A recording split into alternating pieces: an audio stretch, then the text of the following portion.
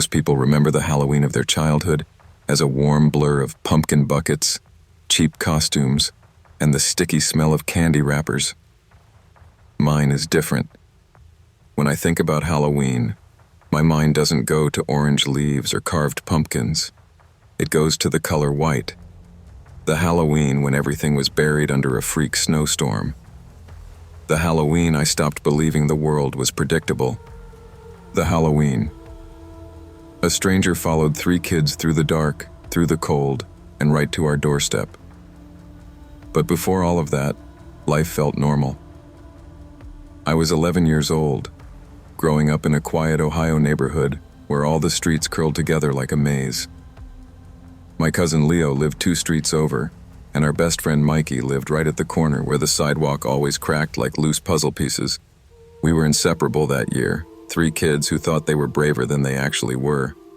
My mom still swears the storm came out of nowhere. The weather guys said light flurries. Instead, by late afternoon, snow was falling thick as cotton balls and settling fast.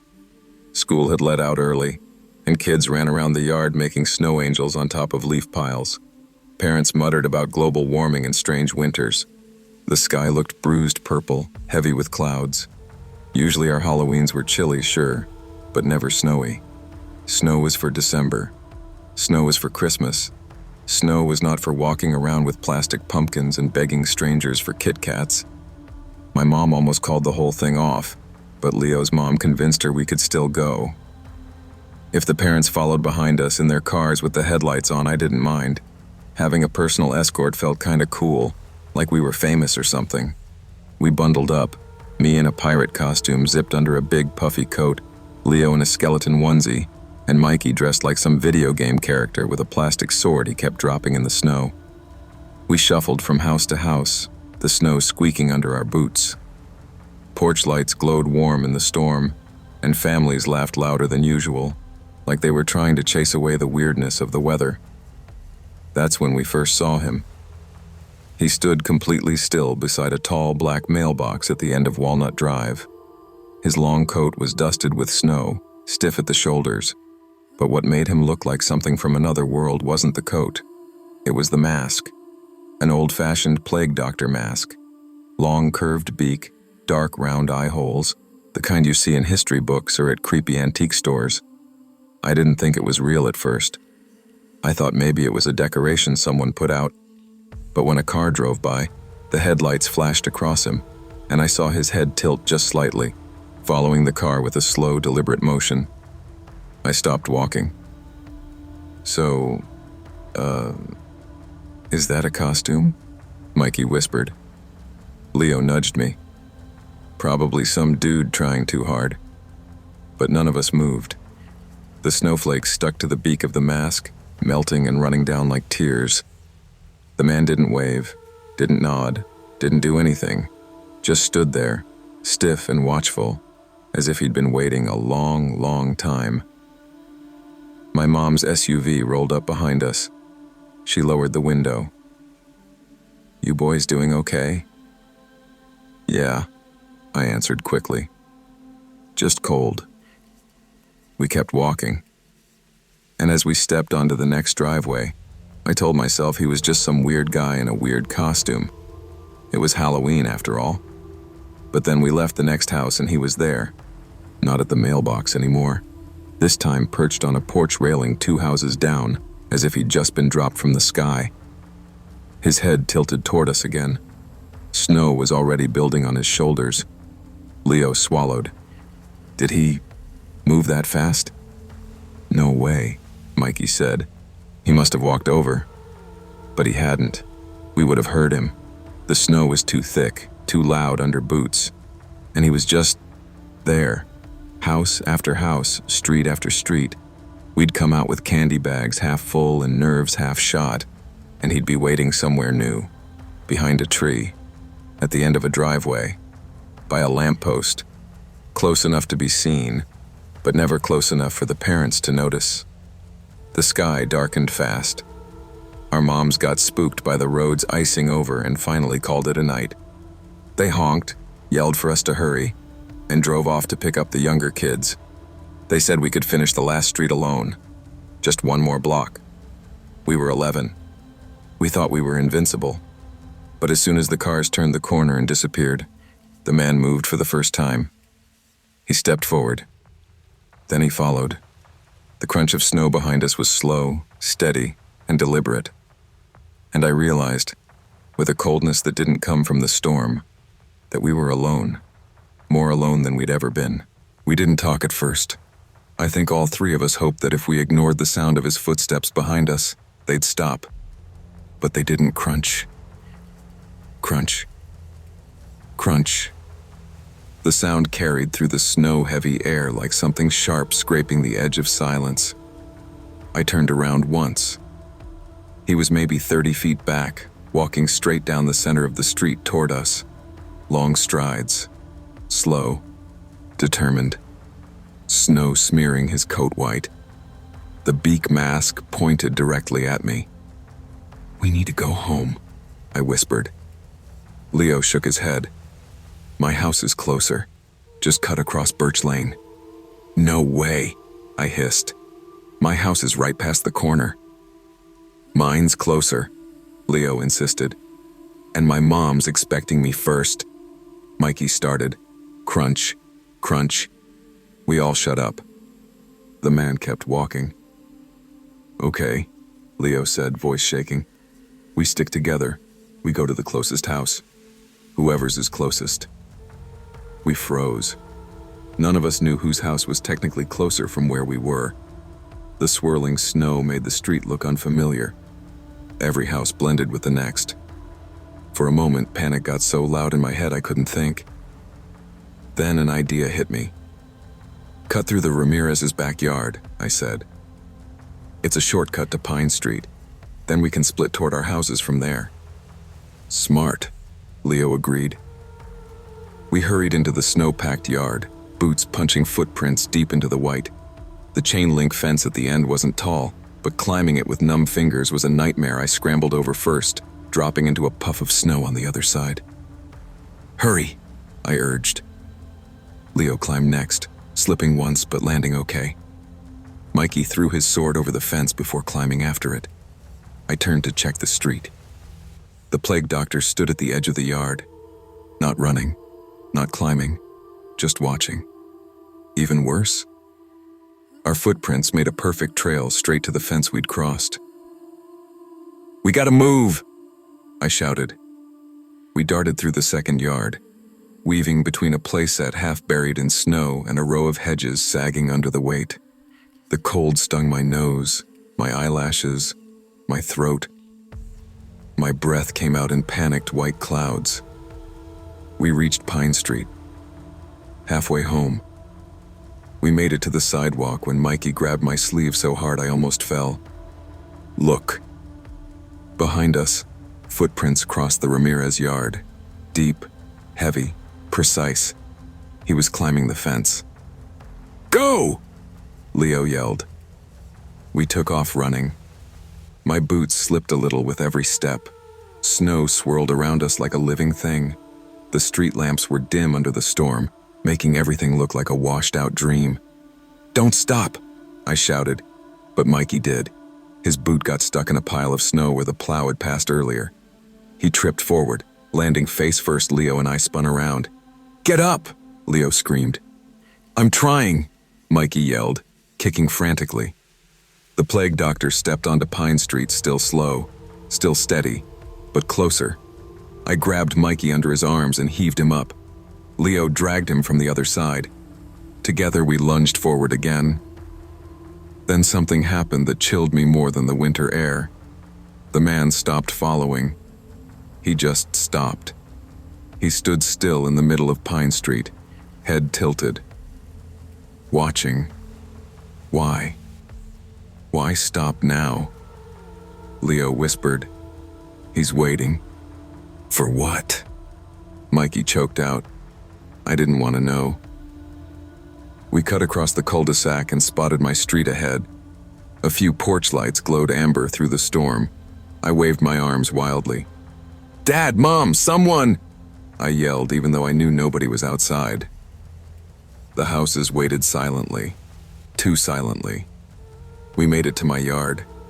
My house loomed out of the snow like a blurry, familiar shape.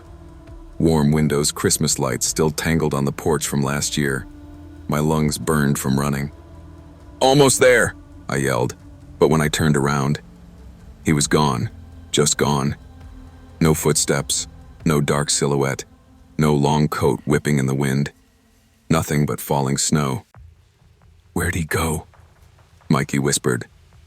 Leo shook his head slowly. "People don't just vanish." I didn't have an answer. My mind raced in circles. Did he take a different street? Had he ducked between houses? Or was he standing unbelievably still somewhere we just couldn't see? We hurried inside my house, slamming the door behind us so hard a picture fell off the wall. Snow melted in puddles around our boots as we peeled off our coats. "You guys sure you're okay getting home?" I asked. Leo nodded. "We'll go together." I watched them run back into the storm, silhouettes swallowed by white. Later that night, as I slept on the couch to be closer to the front door, just in case, something woke me. A knock. Soft. Gentle. Almost polite. My dad opened the door. Nobody there. Only footprints. Footprints leading away into the woods. Time tries to sand the sharp edges off frightening memories. That's what people say. They claim the mind softens the things that once pierced it. I wish that were true. The man in the snow mask, because that's what we started calling him, never left my thoughts after that Halloween. Not in a haunting way. More like a shadow your brain carries even in daylight. But nothing happened. Not for years. The police came the next morning. My dad told them someone had knocked. They looked at the footprints, shook their heads, said probably a prank. Probably kids. Probably nothing. But they didn't see the way the prints were spaced. Long strides. Even. Measured. Not kid footprints. I tried telling myself it was over. Life moves on when you're young, and soon enough middle school replaced monsters, and video games replaced nightmares. Mikey moved out of state at the end of 6th grade. Leo's family moved across town. We still hung out sometimes, but the tight knot of childhood loosened. And yet, every Halloween, I felt something sit heavy in my chest. A kind of dread, like a pressure drop before a storm. The next few years were quiet. Uneventful. I grew taller, went through awkward phases, found new hobbies, got into high school, got my license. I even convinced myself the plague doctor man had been some strange adult pulling a creepy joke. Then something small, almost insignificant, happened the fall of my junior year. I was cleaning out the basement freezer looking for old popsicles when I found a plastic grocery bag shoved behind a box of frozen waffles. Inside the bag, a plague doctor mask. Not a cheap Halloween store plastic one. A real one. Leather. Heavy. The kind that would cost someone real money. My hands froze. Literally and figuratively. Had it been there the whole time? Why would my parents have it? Or had someone put it there? How long had it been hidden? I brought it upstairs. "Mom," I said, holding it up. "Where'd this come from?" She stared at it, confused. "I've never seen that thing in my life." My dad looked up from the kitchen table. "Where'd you get that?" "Basement freezer," I said quietly. He frowned. "Why would something like that be down there?" I didn't answer. I just looked at him, heart pounding in my throat. That night, I couldn't sleep. Every time I closed my eyes, I pictured the mask coated in snow, the beak dripping meltwater, the man's silent figure behind us. My mind spiraled with possibilities. Had he been in our house? Had someone brought it in? Was it just some old prop? Was I overthinking everything? I didn't tell Leo, I didn't tell Mikey, who I still messaged occasionally. I didn't want to sound paranoid, but the next day, on my way home from school, I saw something that made all the old fear come rushing back. A set of footprints in the first fresh snow of the year. long, even, familiar, leading into the woods behind our neighborhood. The same woods the footprints disappeared into that night when I was 11. I followed them. I don't know why. Curiosity, stupidity, some part of me needing an explanation. They went deep into the trees, farther than I'd ever been. Over logs, across patches of frozen mud, through silent clusters of bare branches. Then they stopped, right at a clearing. Nothing there. No person, no structure, no sign of where the tracks went, just a small, cold indentation in the snow where someone had stood still for a long time.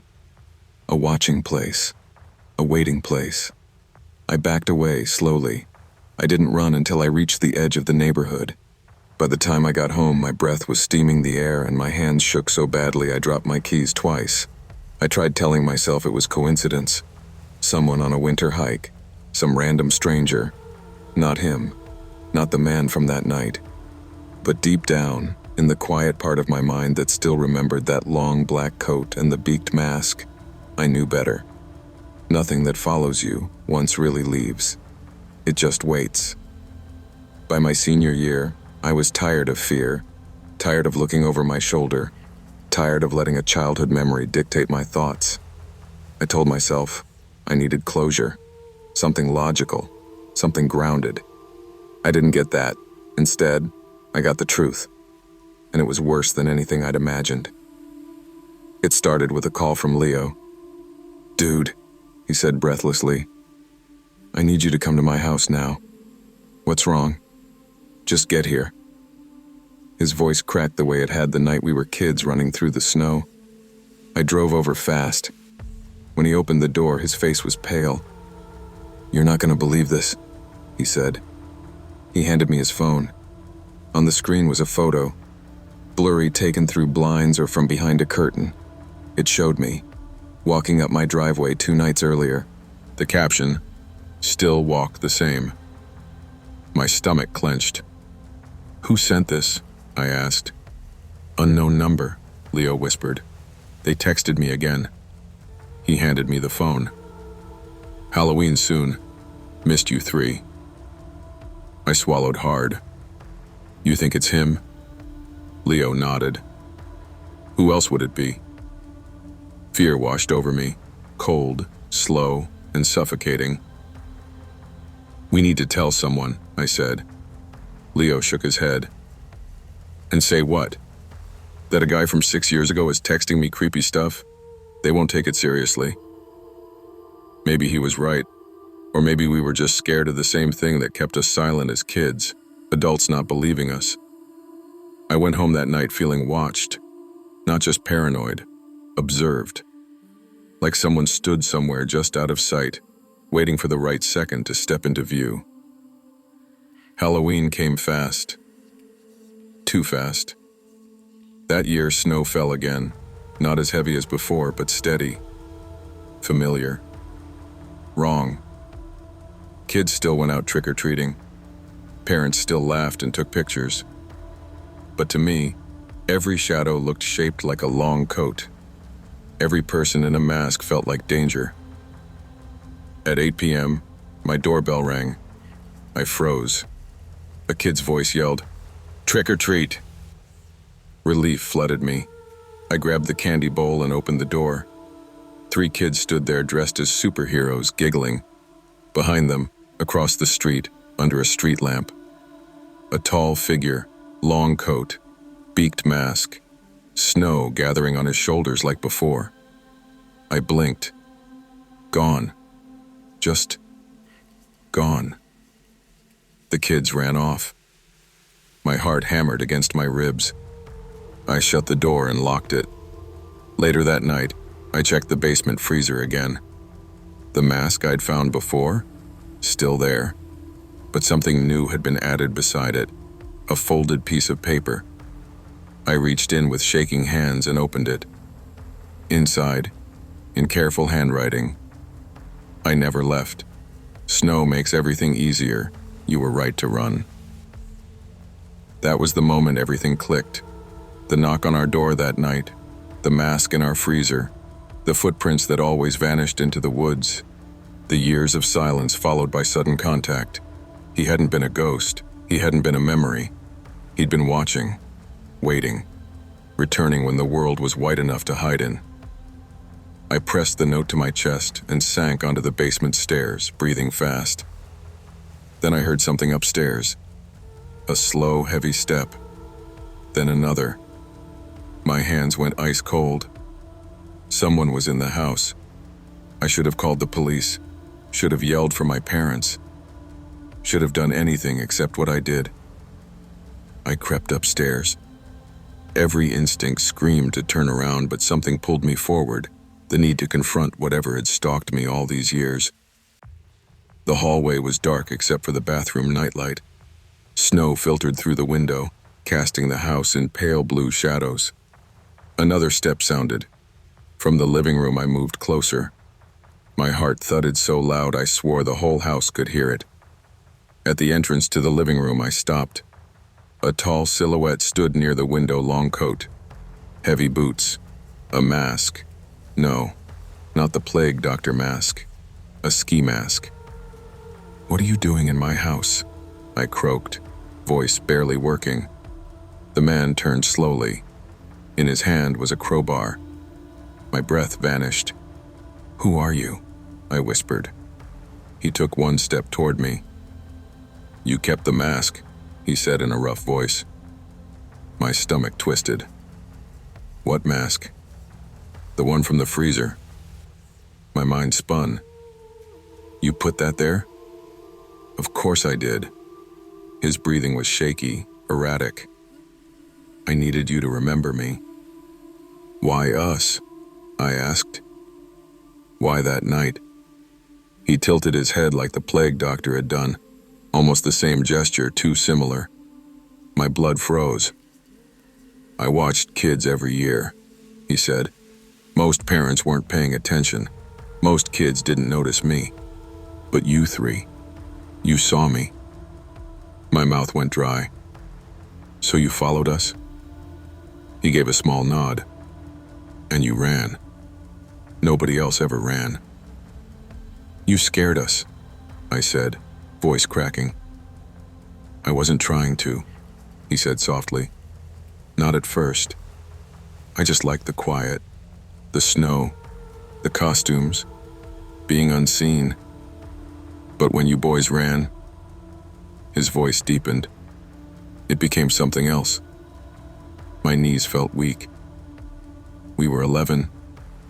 "I know," he said calmly. "That's why I didn't come inside."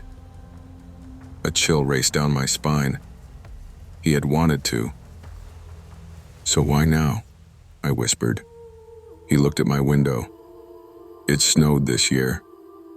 That simple, that horrifying. He took another step, and then a voice behind me shouted, "Police! Drop it!" Red and blue lights flashed through the windows. My dad must have called them when he heard footsteps. Officers rushed inside, tackled the man, wrestled the crowbar from his hands. He screamed, not angry, but desperate. "You kept the mask!" He yelled at me as they dragged him away. "You kept it!" I collapsed to the floor, shaking so hard I couldn't breathe. One officer knelt beside me. "Kid," he said gently, "do you know who that is?" I shook my head. "He's a drifter, been seen across 3 counties, break-ins, trespassing always during storms. He got into a house last winter. Family found him watching them sleep." My stomach turned. "You're lucky," the officer added. "You've been lucky for years." They took him away. I watched through the window as the snow swallowed the flashing lights. In the morning, the police searched the woods. They found a small campsite, old food containers, a pile of coats and masks. One coat, the long black one, still had snow frozen onto it. He'd kept everything. He'd kept us. I called Leo as the sun rose. "It's over," I told him. "You sure?" he asked quietly. I looked out at the woods. No footprints, no shadows, no beaked mask waiting in silence. "Yeah," I said. "I'm finally sure." But even now, every Halloween, even the warm ones, I still glance toward the woods, just in case. Pay attention to what feels wrong, even if it seems small. Trust your instincts. And most importantly, danger doesn't always arrive with noise or warnings. Sometimes it walks slowly, quietly, and waits for you to ignore the signs. I don't talk much about Ridge Hollow anymore. Not because I'm scared of the memories. Fear has a way of dulling over the years. But because when you tell people what happened, they look at you like you're still that 12-year-old kid, trembling in the dark with his best friend, convinced the world outside the window was bending in ways it shouldn't. Back then, life was simple. I lived on Cherry Ridge Road, a quiet loop just outside of town with a gas station, a bait shop, 2 churches, and more cornfields than any kid could reasonably appreciate. Ridge Hollow wasn't a bad place to grow up. It just had a reputation for things that didn't fit neatly into a sheriff's report. Strange lights in the woods. Coyotes that didn't sound like coyotes. Stories older folks whispered when they thought kids were asleep. Caleb and I didn't care about any of that. We were too busy building tree forts, racing our bikes down abandoned logging roads, and trying to convince the girls at school that we weren't complete idiots. We were best friends, the kind who'd argue over which action hero could beat the other but would still share one bag of chips at lunch. He lived in an old white farmhouse that sat on the edge of a narrow valley everyone called the Hollow. The place looked like something out of a postcard if you ignored the sagging porch and the wind chimes that clanged even without wind. His family had been there for generations, and his dad always said the house had personality, which was a polite way of saying the floors groaned like an exasperated ghost, and the walls made noises no drywall should ever make. The year everything happened, Caleb's parents were celebrating their 10th anniversary and planned a weekend trip to Columbus. They asked if he wanted to stay with my family, but he insisted he was old enough to handle one night alone, as long as I came over. I didn't hesitate. A sleepover without adults? Horror movies, junk food, staying up as late as we wanted? It was everything 12-year-old boys lived for. I remember the Friday afternoon vividly. The air smelled like rain, even though the sky stayed stubbornly clear, and the wheat fields shimmered in the sun as my mom dropped me off. Caleb greeted me on the porch holding 2 grocery bags, soda, gummy worms, microwave popcorn, and a stack of VHS tapes he'd begged his older cousin to rent for us. He always went overboard, but that was part of his charm. "Dude," he said, grinning wide, "this is going to be the greatest night of our lives. I mean, unless we discover buried treasure or become astronauts," I joked, stepping inside. "Nope. Not even astronauts beat a parent-free house." We lugged our sleeping bags into the living room and started building a pillow fort. His house always felt a little colder than it should have, even with the furnace running. But I figured old places were like that, drafty, stubborn, alive in their own strange way. At some point, Caleb mentioned the back door. "Triple locked it," he said proudly, jamming a broom handle under the knob. "Dad says this place shifts at night, and sometimes the door pops open on its own, but not tonight. I got it handled." I laughed, not thinking anything of it. If you'd asked me then whether I believed in anything spooky, I would have said no. Life was rational, predictable, safe, especially with Caleb around. I didn't know that sometimes safety vanished, not with a scream, but with a whisper, and I didn't know that the Hollow kept secrets the way old trees keep scars. Quietly, patiently, waiting for the right moment to show them. Night fell quickly, the way it always did in the valley. We started our first movie around 9, the room lit only by the TV's flicker and a cluster of glow sticks we'd cracked open and taped to our fort like neon battle flags. By 11, we were half asleep, half wired, and entirely convinced that nothing in the world could bother us. But it wasn't the horror movies that unsettled us. It wasn't the wind. It wasn't the old house settling. It was the moment, just past midnight, when the back door handle began to turn, even though it should have been impossible. It was the moment my childhood ended. The first sound was soft. So soft that for a second I thought it was part of the movie. A gentle metal rattle, a click, then another. Caleb hit pause so suddenly the remote clattered to the floor. We both stared at each other. "Was that?" I whispered. "The back door." He whispered back, voice shrinking. We didn't move, didn't even breathe. The sound came again, slow, deliberate twisting, metal on metal, as if someone was testing the lock with patient, experienced hands. Caleb swallowed hard. "It's probably the house shifting," he muttered, though everything in his face betrayed how little he believed that the broom he'd wedged under the doorknob trembled visibly. "Dude, someone's trying to get in," I whispered. He shook his head. No way. The porch light's been busted for months. Nobody would even see the door out there." Which was exactly the problem. The window beside the door showed nothing but darkness, pure black, thick and impenetrable, like the outside world had been erased. I stepped closer, cautious, and tried peering through. My breath fogged the glass. Beyond that, nothing. Just absence.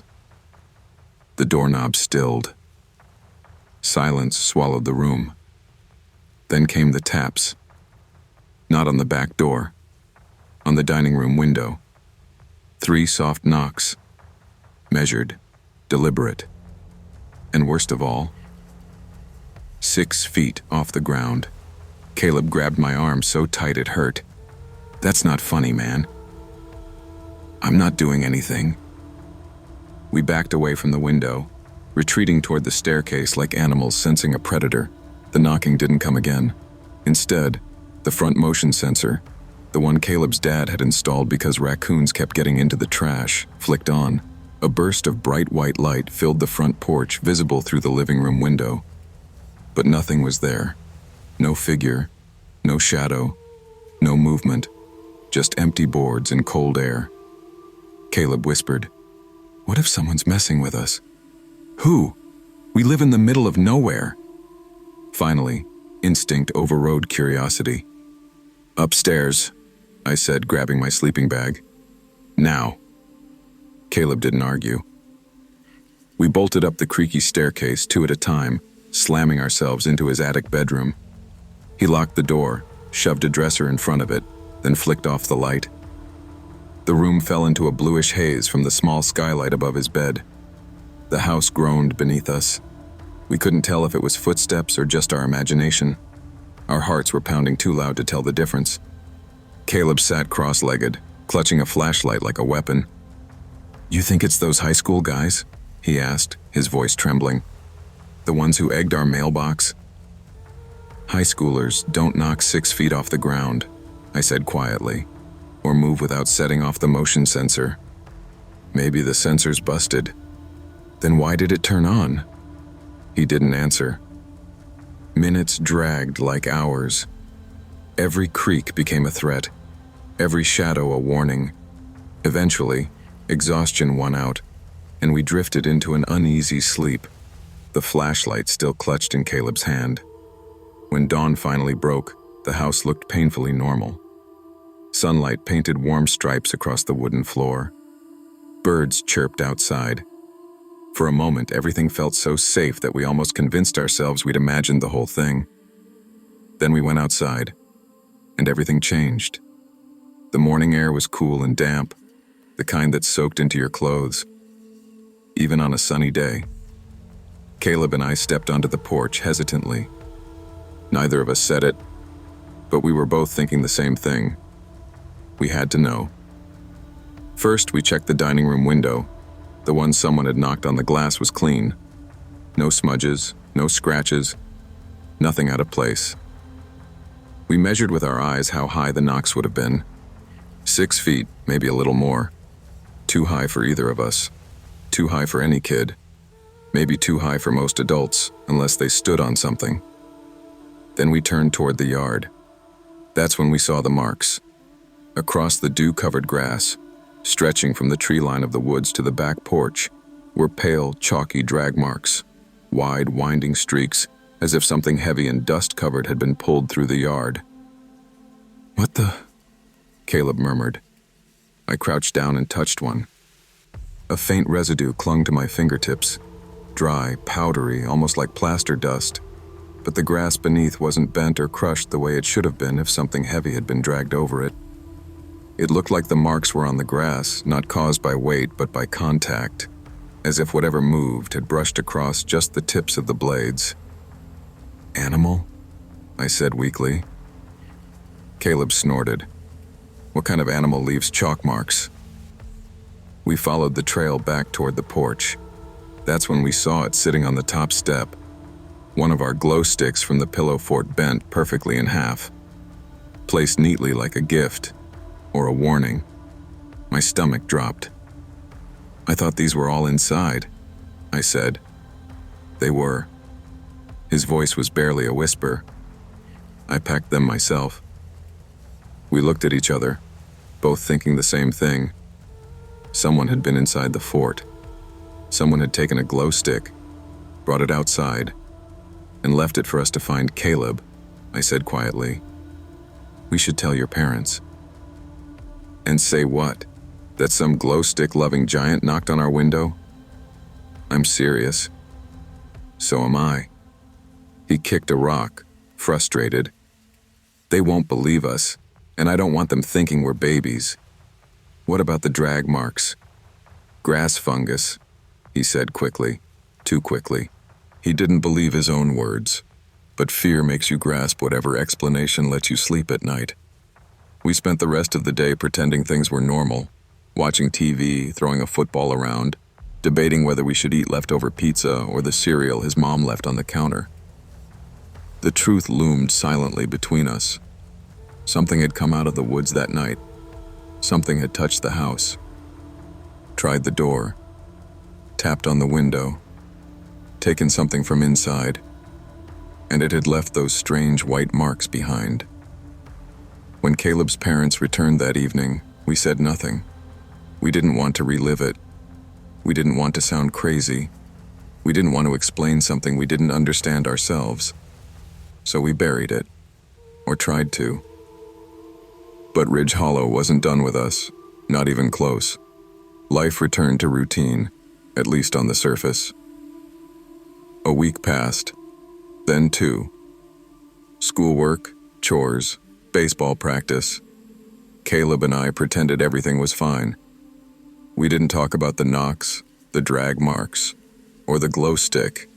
It hung over us like a forgotten punishment, always there, waiting. But the Hollow doesn't forget. The first sign came 3 weeks later. Caleb showed up at school looking like he hadn't slept in days. His eyes were shadowed, and his hands trembled when he tried to open his locker. "You good?" I asked.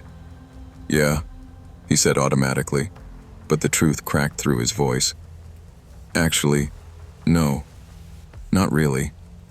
We skipped first period and hid behind the bleachers, a place we'd always gone when we didn't want adults listening in."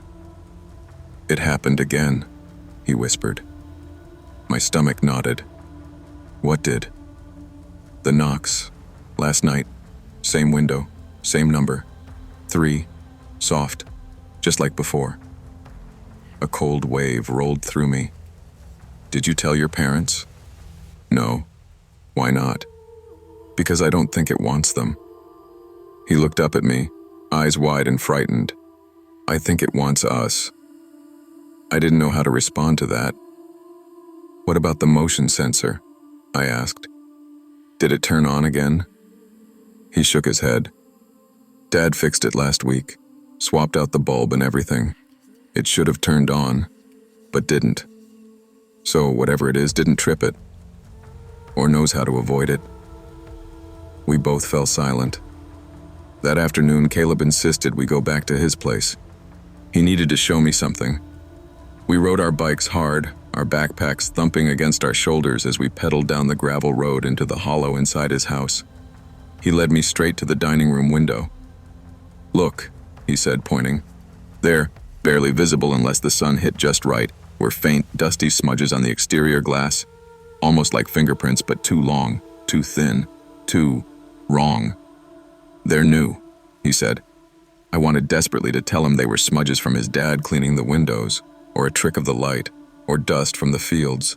Anything but what they looked like. What do you think it is? He asked. I opened my mouth, but before I could answer, we heard a soft thud upstairs. We froze. Another thud. A slow scraping sound, like something dragging across the attic floor. Caleb's face went white. We locked my bedroom door before we left this morning. Maybe your mom. She's working late. Your dad? He's picking up parts in town. We stood listening, both too scared to move. Scrape. Pause. Scrape. Something's in the attic, Caleb whispered.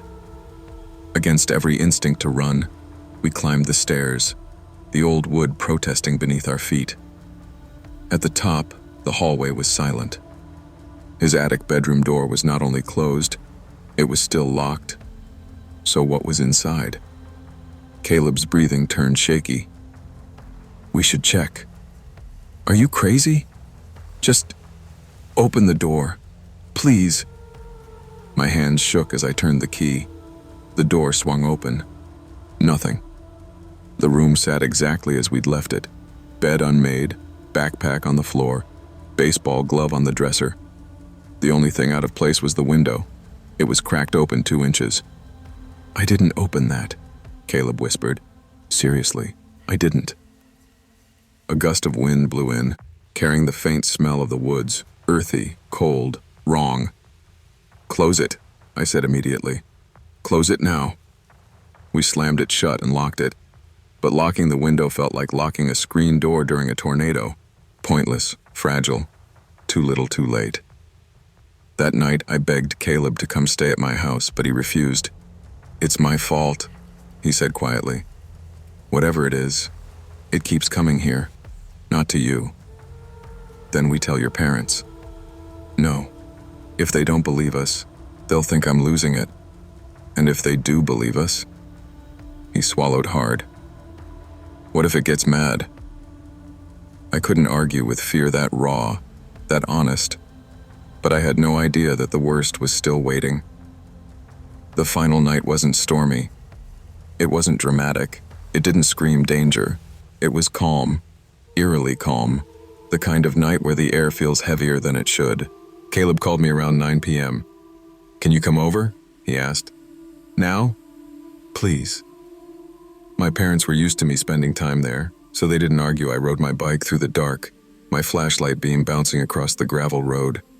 Every crunch of stone beneath my tires felt like a countdown. When I arrived, Caleb was sitting on the porch, knees pulled to his chest. It's inside, he said. What do you mean inside? He motioned for me to follow him into the house. We crept into the living room, and he pointed at the floor vent near the dining room. Listen. At first, I heard nothing but my own pulse in my ears.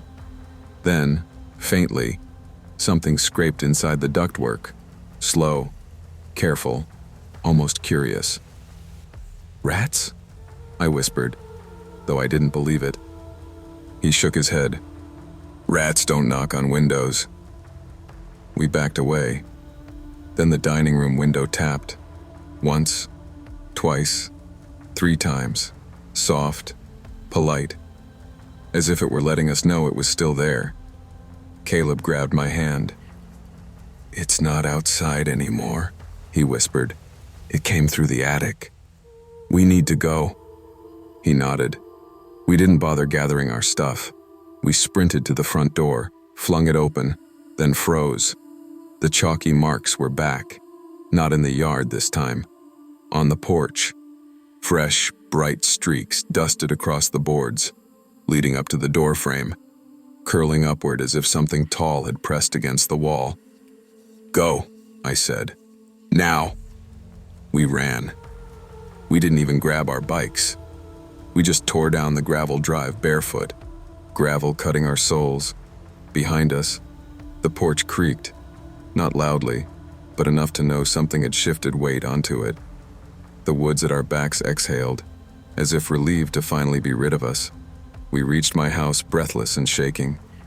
My parents believed the fear in our faces, if not the story itself. Police were called.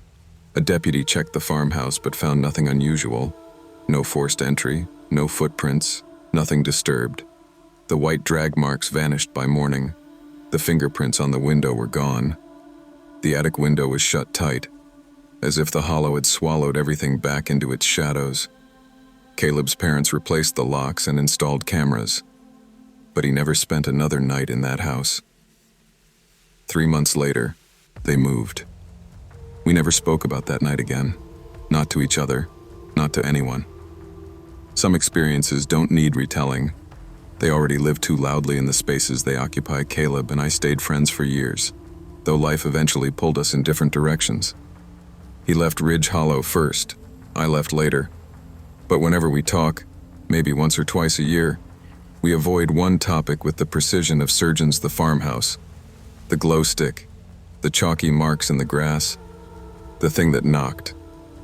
We were 12, but we knew what we saw, and we knew something watched us that night. Something that didn't walk like a person, didn't move like an animal, and didn't belong anywhere we could understand. I still think about it sometimes. The soft knocks, the dragging sound in the vents, the way the motion lights stayed dark, and I still wonder what would have happened if we hadn't run. Trust your instincts. Fear is often a warning, not a weakness. Speak up when something feels wrong. Silence may protect your pride, but it never protects your safety. And remember, danger doesn't always roar. Sometimes it taps softly, 3 times, on a window you thought was too high to reach.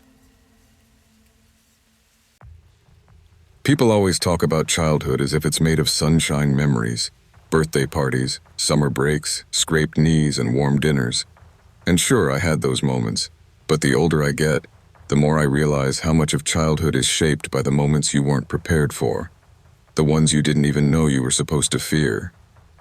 Before the incident with the stranger in our living room, my biggest fear was the dark hallway outside my bedroom, which I insisted held monsters, even though my dad always left the bathroom light on for me. Compared to that, our house felt like a fortress. Small, old, and a little creaky, but safe, because my parents were always around. Or at least, they usually were. It was a late fall evening when everything changed. I remember the smell of dinner, my mom's chicken casserole, still lingering in the kitchen when the phone rang. It wasn't unusual for our landline to ring, but the way my mom answered it was.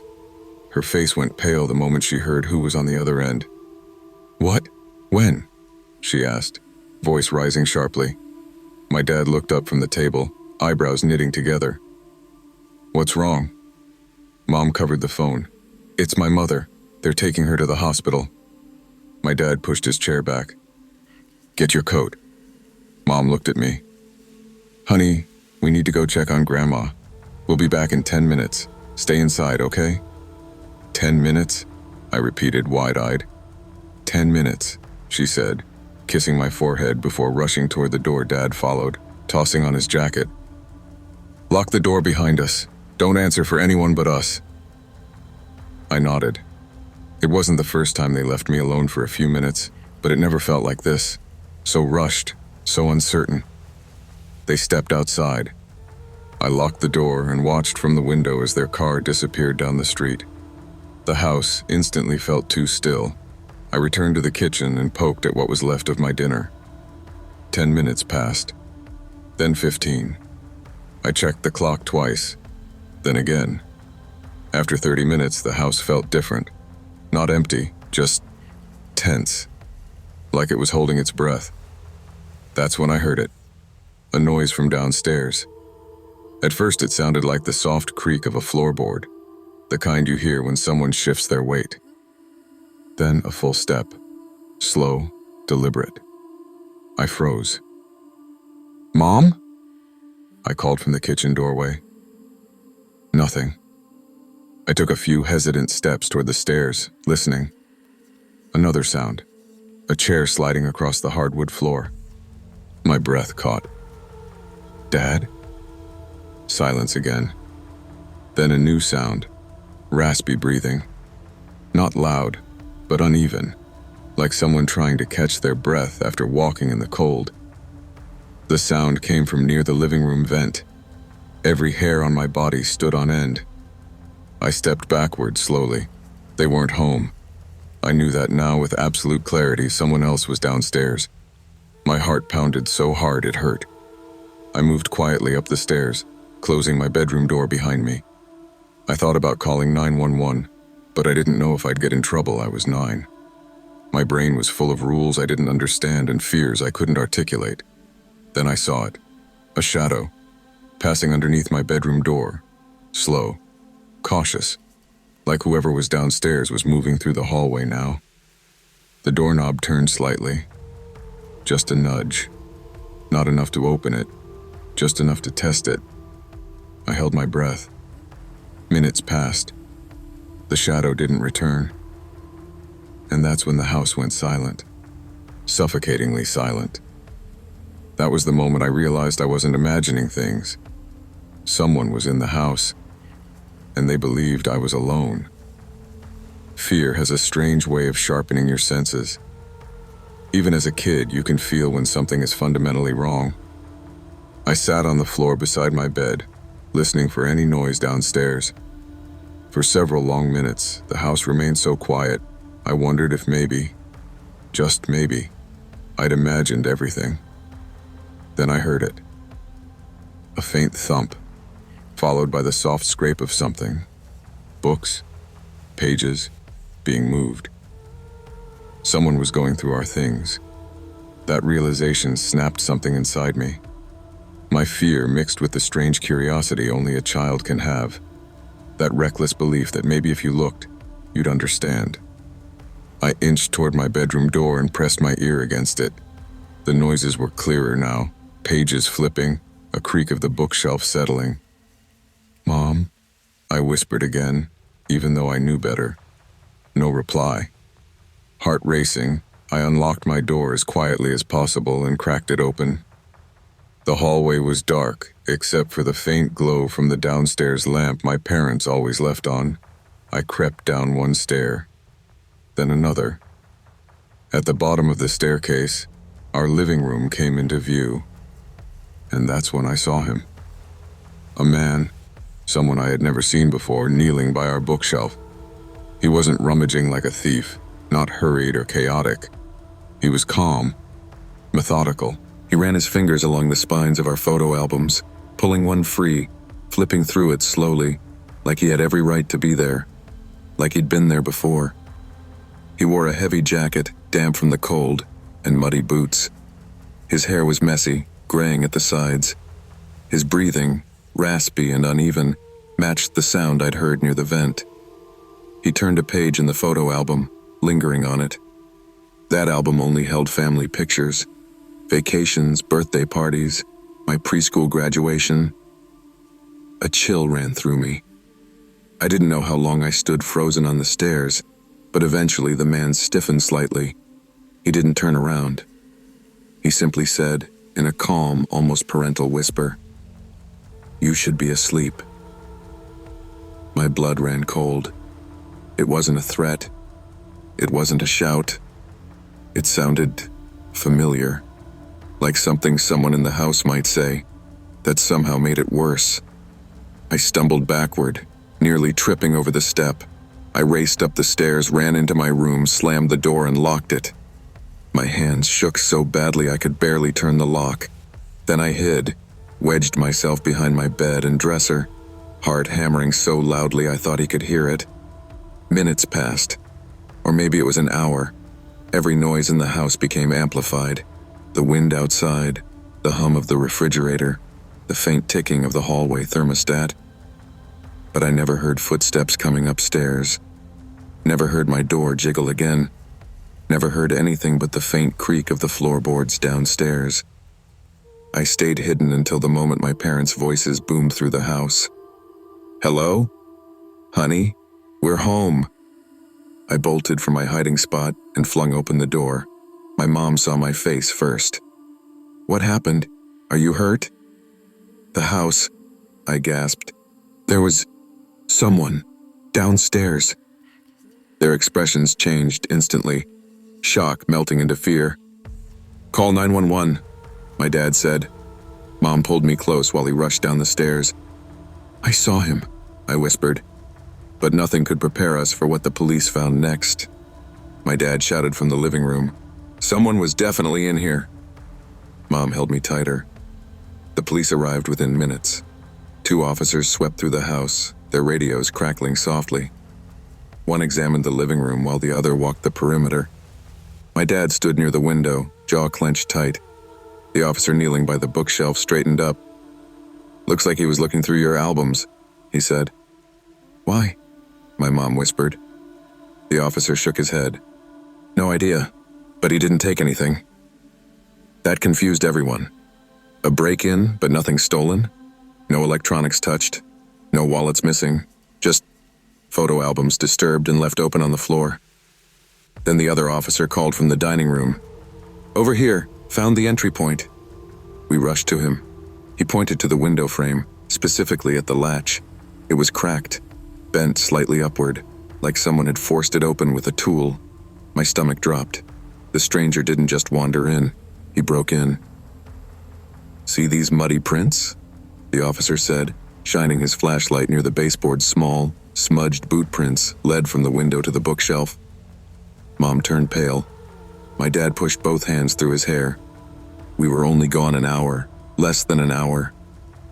And he came in almost immediately, the officer said quietly. Those words destroyed the last bit of safety I thought our house had. He had been waiting, or watching, or both. What about upstairs? Dad asked, voice tense. My son said he saw someone, or heard someone. An officer turned to me gently. Can you tell me exactly what you heard? So I did. The footsteps, the chair noise, the breathing near the vent, the shadow under my door, the doorknob turning, and finally, the voice. What did he say to you? The officer asked. I swallowed hard. He said, You should be asleep. My mom's hand flew to her mouth. Dad took 2 steps back, his face collapsing into something I'd never seen before. Helplessness. But the officer didn't look surprised. He looked troubled. Did he move toward you? No. Did he chase you? No. Did he say anything else? No. He nodded slowly, thinking. Sometimes intruders freeze when they realize a kid's awake, he said, or they try to avoid confrontation. You did the right thing hiding. But that explanation felt too simple, too neat, because the way the man spoke wasn't startled or panicked. It was gentle, familiar, like someone who already expected me to be there. The officer finished his notes and stood. We'll patrol the area tonight. You should stay together in one room until we're sure everything's secure. Mom refused to let go of my hand for the next hour. Dad fixed the window latch that same night, double-checked every lock in the house, and installed a second bolt on the front door. But none of it mattered, because the police never found the man, and no one could explain why he went through our family photos, or how long he had been in the house before I noticed him. The house didn't feel the same after that night. It didn't matter how many locks my dad installed or how many lights my mom left on. The place felt violated, like something invisible still lingered in the corners I couldn't sleep in my room. For weeks, I slept on the floor of my parents' room with a sleeping bag and a nightlight that never turned off. At first, they insisted it was temporary. After a while, they stopped insisting. Every creak in the house became suspicious.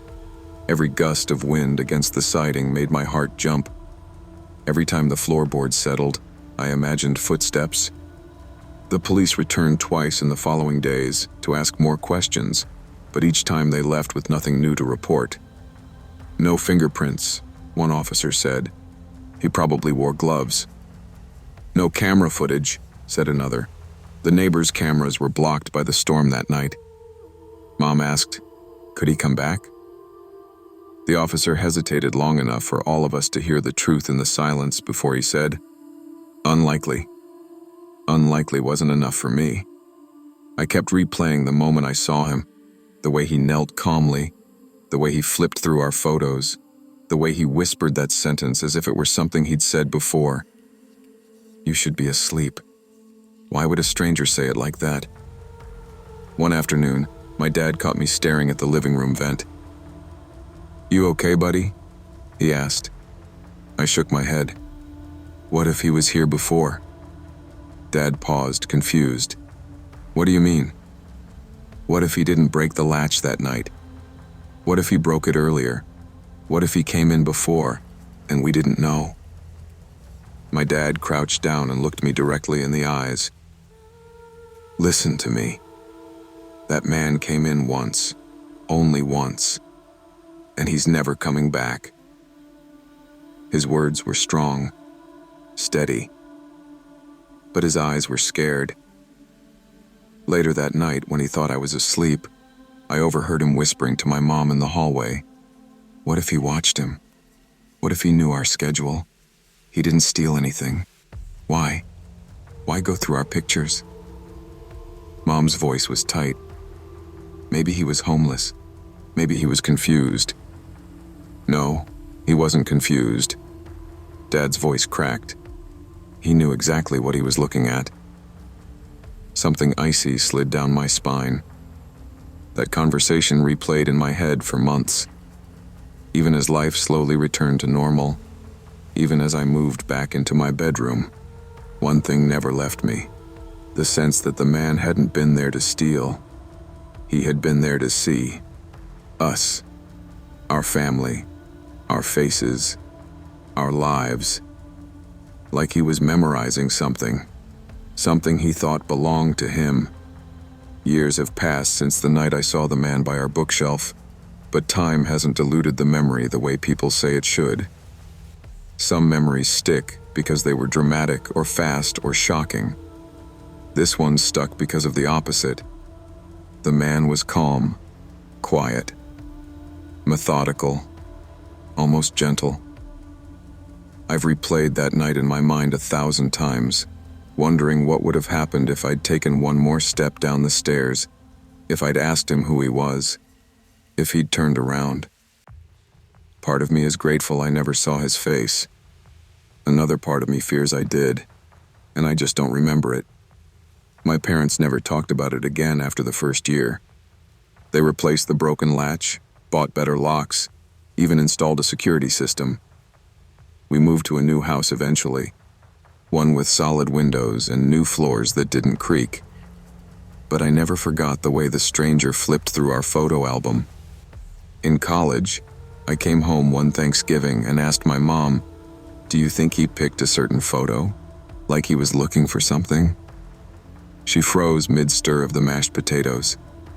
"I don't want to talk about that," she said softly. I didn't push, but the question haunted me. Some nights I wake up with the sound of slow footsteps in my head, footsteps that aren't real, but close enough to feel they could be. Other nights, I wake to the memory of his whisper. "You should be asleep." He didn't say it in a warning tone. He said it like someone who'd been watching, like someone who'd been waiting for the house to empty, waiting for me to be vulnerable. Even now, decades later, I still sleep with my bedroom door locked. I still check the windows twice. I still keep my photo albums in a safe drawer. And sometimes when I drive past the old neighborhood, I slow down near our former house. The window latch has been repaired, but I wonder if the new family ever hears footsteps, or notices things moved, or feels the presence of someone watching. The police called him a trespasser, a burglar, a random intruder, but that never matched what I saw. Burglars steal things. Random intruders run away when they're caught. Trespassers don't calmly study pictures of people they've never met. No, whoever he wasn't there to take. He was there to remember. And that's the part of childhood I never got back. The knowledge that home is always safe. Because the truth is simple. Sometimes it isn't. Even when nothing is stolen, even when no one is hurt, even when you're 9 years old and think the world is full of good people. Sometimes the scariest monsters are the ones who act like they belong in your living room. Never ignore the instincts that make your skin crawl. Children often sense danger long before adults acknowledge it. And in life, protecting your safety, your home, your boundaries, your peace, will always matter more than pretending everything is fine. Trust your instincts. They exist to keep you alive.